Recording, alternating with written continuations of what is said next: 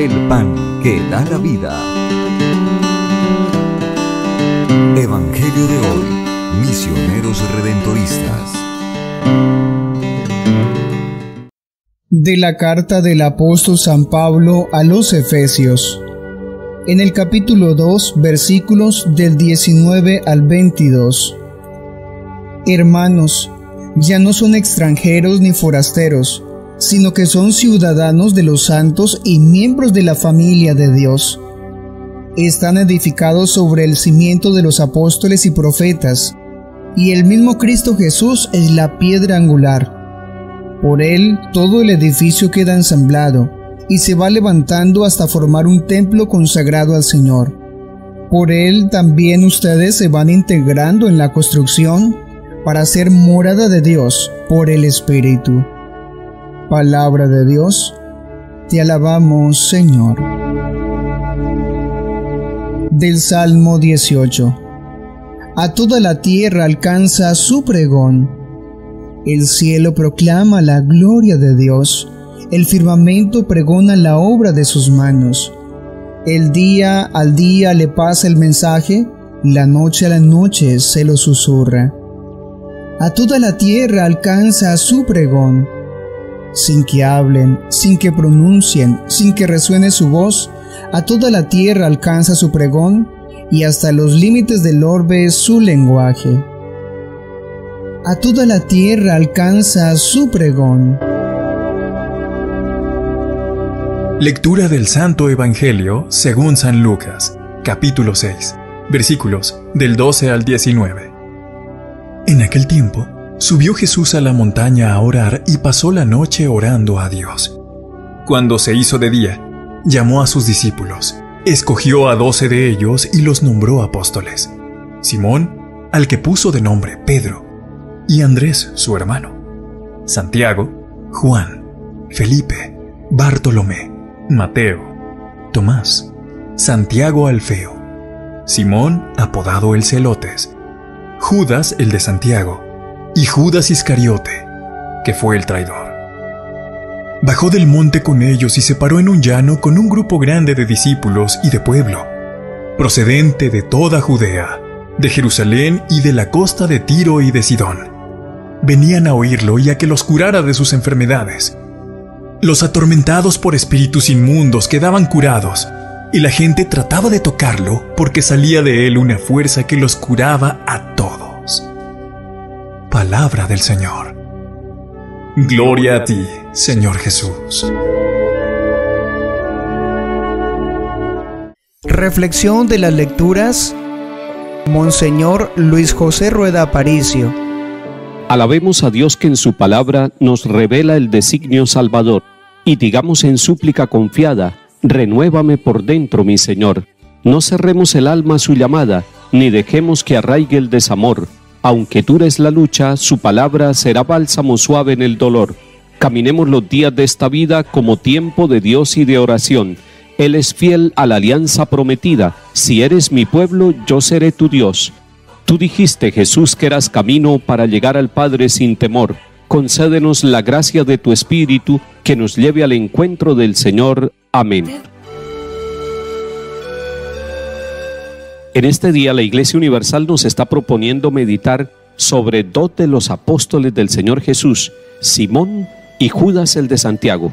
Tenemos que recordar que en el grupo del Señor Jesús hay 2 que llevan el nombre de Simón: Simón Pedro y Simón apodado el Celotes.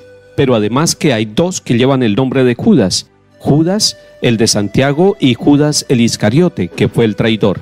Ya lo miraremos en el Evangelio de Lucas. Estamos en la carta a los Efesios en el capítulo 2 y se nos está diciendo que nosotros estamos cimentados, edificados sobre el cimiento, sobre la base de los apóstoles. Y esto nos hace recordar con gratitud y con amor que nuestra iglesia es apostólica, y es apostólica, según el catecismo de la iglesia, en 2 sentidos. Primero, esto que está diciendo la palabra de Dios en Efesios 2, que nosotros estamos cimentados sobre los apóstoles. No fue una llamada humana, fue una llamada divina, fue la llamada del Señor la que fundamentó la iglesia, y por eso el cimiento nuestro hunde sus raíces allá, en una llamada y en un envío misericordioso del Señor Jesús para sus apóstoles.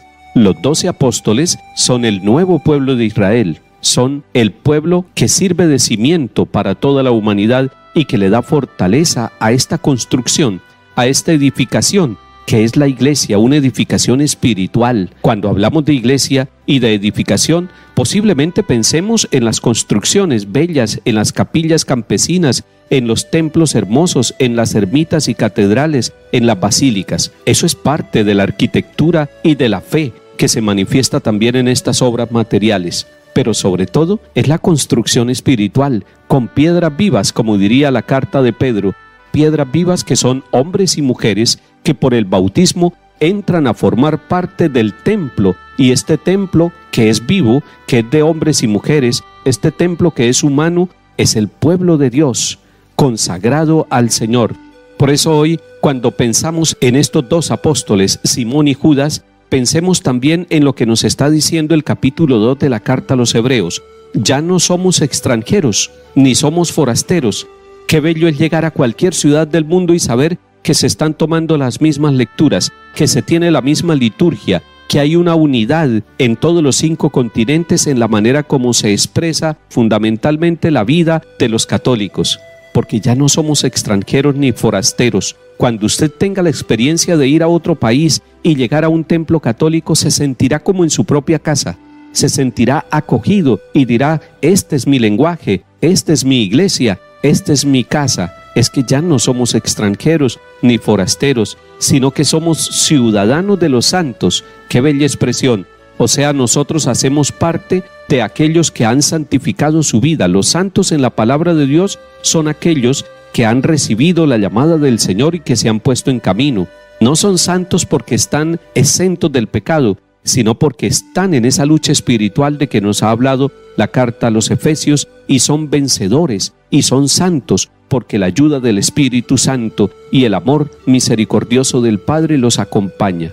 Dice además el capítulo 2 de la carta a los Efesios: somos miembros de la familia de Dios. Esa familia de Dios es grande, es la humanidad, tiene hombres y mujeres de todas las razas, tiene presencia en los 5 continentes y busca que todos hagamos parte de la familia de Dios. Hoy en día, más de 1.000 millones de hombres y mujeres son católicos en el mundo, y ha ido creciendo el número de católicos en los distintos continentes.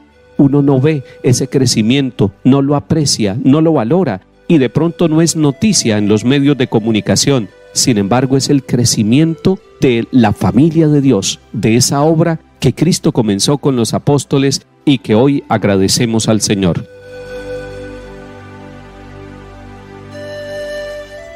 Jesús sube a la montaña a orar, y esa oración es un diálogo íntimo, amoroso con el Padre Celestial. Pasó la noche orando a Dios. Este es un mensaje bellísimo para nosotros. Pasó la noche orando a Dios. ¿Cuántos de nosotros tenemos tiempo, a veces poquito tiempo, en medio de la prisa y de los trabajos del día? Pero pasamos buenos ratos en la presencia del Señor hablando a nuestro Padre Dios. Pues el maestro de oración, que es el mismo Señor Jesús, pasó la noche orando a Dios. Y no es suficiente que nosotros miremos la actitud personal de Jesús. Es importante que miremos lo que San Lucas nos quiere expresar en este capítulo 6. Jesús pasa toda la noche en diálogo con el Padre Celestial, y como fruto de esa vigilia, de esa noche entera de encuentro amoroso entre el Padre y el Hijo, viene un fruto. ¿Cuál es el fruto? Que cuando se hace de día, llama a sus discípulos, escoge a los 12 y los nombra apóstoles. El grupo de discípulos era un grupo grande que lo seguía, pero dentro de ese grupo grande, el Señor Jesús escoge a los 12. Y ese 12 es simbólico, es mostrándonos que es el nuevo pueblo de Dios, así como en el Antiguo Testamento, las 12 tribus de Israel, los 12 hijos de Jacob. A estos 12 los nombró apóstoles. Recordemos todos que la palabra apóstol significa enviado, lanzado. Y entonces la iglesia es apostólica, es enviada, es lanzada. Y el bautizado hombre o mujer se hace apóstol en el bautismo y en la cercanía con la iglesia, con los sacramentos y en la comunión de la vida del pueblo de Dios. Está la lista de los 12, donde figuran los 2 apóstoles que estamos celebrando hoy, Simón y Judas el de Santiago. Estamos dando gracias por ellos, porque libremente respondieron sí a la llamada del Señor. Y es que el Señor continúa llamando y continúa tocando la libertad de cada uno de nosotros para que le respondamos. Y si seguimos detallando el Evangelio de Lucas capítulo 6, vemos que el Señor Jesús subió a la montaña, pero luego bajó del monte con los 12 y se paró en un llano. Es ese sermón del llano bellísimo que nos narra el evangelista Lucas. Pero Jesús sube a la montaña y baja, y eso para nosotros significa que tanto la iglesia como cada uno de nosotros, sus miembros, hombres y mujeres bautizados, estamos llamados a subir a la montaña todos los días para estar en el encuentro orante con el Padre Celestial, pero estamos llamados a bajar de la montaña. No nos quedemos en el éxtasis de la oración, vayamos a la experiencia amorosa y fraterna, a la exigencia de cada día, al trabajo, a la fatiga, pero vayamos con esa certeza de haber encontrado en la montaña de la oración la fuerza de Dios, la fuerza misericordiosa para luego ponernos en camino. Bajó y empezó la misión. Esa es la tarea de la iglesia y esa es una dinámica de la iglesia todos los días, orar y estar en la presencia del Monte Santo, pero bajar y estar en la cercanía de toda clase de personas con sus necesidades, con sus alegrías y con sus trabajos. Que el Señor siga haciendo hermosa nuestra Iglesia Católica y que nos siga bendiciendo a todos nosotros. En el nombre del Padre, y del Hijo, y del Espíritu Santo. Amén.